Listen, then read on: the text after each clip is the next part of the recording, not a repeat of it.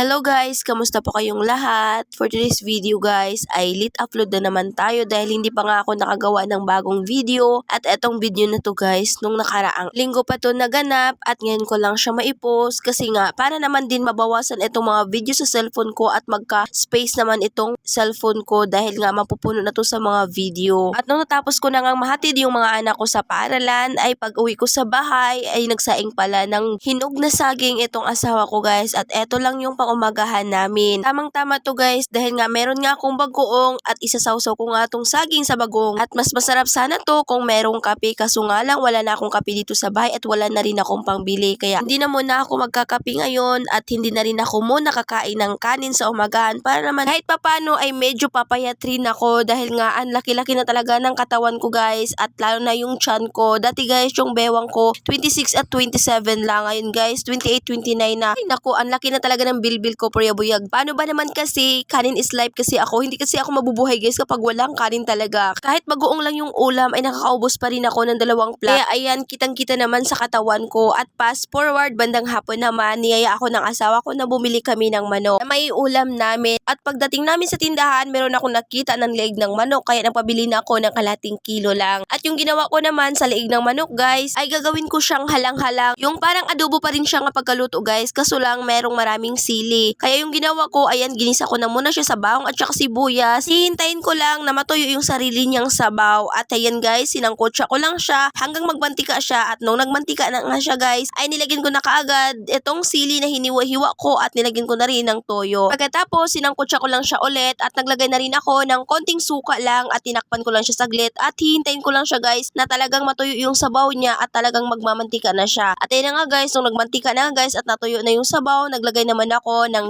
pirasong kalamansi para naman mas sumarap siya at mas malinamnam yung lasa niya. At ayan na nga nung nalagay ko na nga itong 10 pirasong kalamansi ay sinangkotsa ko naman siya ulit pagkatapos tinakpan ko lang siya saglit at pinatay ko na kaagad yung apoy. At nilagay ko na siya sa lagayan pagkatapos ayan na nga guys nagluto na rin ako ng ulam ng aking mga anak dahil nga hindi nga sila makakain nito dahil nga sobrang anghang nito. At nagpainit naman ako ng kawali na paglulutuan ko ng pritong manok at ayan na nga guys nung mainit na nga itong kamantika ay nilagay ko naman itong mga pritong manok at nilagyan ko lang tong mga manok guys ng crispy fry dahil nga ito talaga yung paborito ng mga anak ko. Kaso lang medyo bihira lang talaga ako magluto nitong manok guys dahil nga medyo mahal din to at asahan nyo na kapag nakakaluto ako ng masarap na ulam ay nakaluwag-luwag din ako niyan. At pinagkasya ko lang tong mga manok guys dito sa kawali para man magkasabay-sabay tong maluto at makapaghapunan kaagad kami. At ayan na nga guys nung mailagay ko na nga lahat ng mga manok ay binaliktad ko naman dahil nga naluto na yung sa kabila. And that's it for today's video. Maraming salamat po sa inyong panonood. God bless.